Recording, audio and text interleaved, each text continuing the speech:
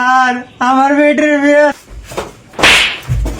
Assistant লাগছো না sir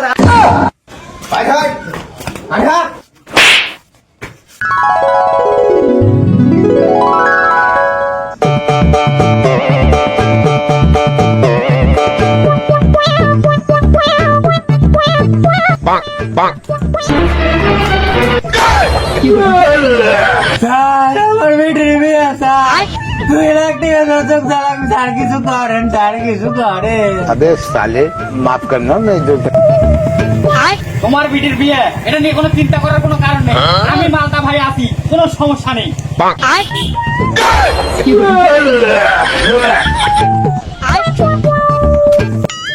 এই নাও এখানে 2 লক্ষ টাকার চেক আছে ধুমধাম করে তোমার মেয়ের বিয়ে দিও আর একটা কথা মনে রেখো এই জনদরদি মালটা ভাই তোমাদের এলাকায় আছে বলে তোমাদের এটা সৌভাগ্য।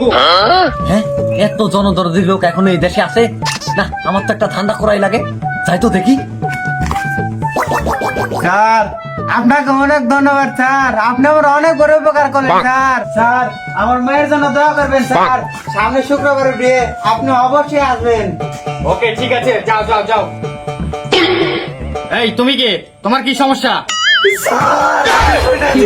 স্যার আপনি অনেক জনদরদি লোক স্যার, স্যার আপনি স্যার আমাকে এই বিপদের থেকে কেউ উদ্ধার করতে পারবি না স্যার। ও স্যার আমার 2টা বিচির মধ্যে একটা বিচি নষ্ট হয়ে গেছে স্যার, 2 লাখ টাকা লাগবে স্যার অপারেশন করতে। স্যার আপনি ছাড়া আমার কেউ উদ্ধার করতে পারবি না স্যার, 2 লাখ টাকা দেন স্যার।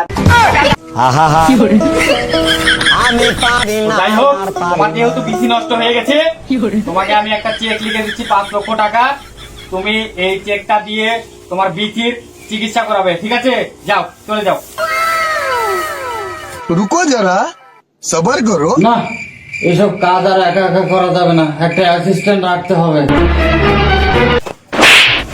অ্যাসিস্ট্যান্ট লাগছো না অ্যাসিস্ট্যান্ট লাগছো